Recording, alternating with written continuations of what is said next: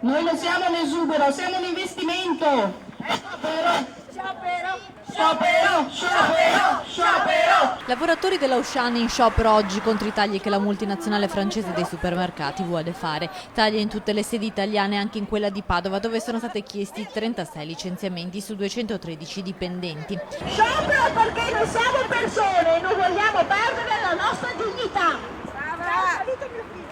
Sciopero perché questa multinazionale francese ha fatto richieste precise e devastanti. Una decisione, quella dei licenziamenti, che arriva dopo 3 anni di ammortizzatori sociali. Il gruppo Auchan aveva già disdetto il contratto integrativo aziendale, non voleva più erogare la 14ª, cercando di abbassare di un livello tutte le retribuzioni. Esasperati oggi i lavoratori hanno urlato la loro rabbia all'ingresso del centro commerciale. Siamo stanchi, ricatti, demansionamenti, riduzione di orario e di paga, rinuncia alla 14ª e a un livello stipendiale, esuberi, lettere di mobilità.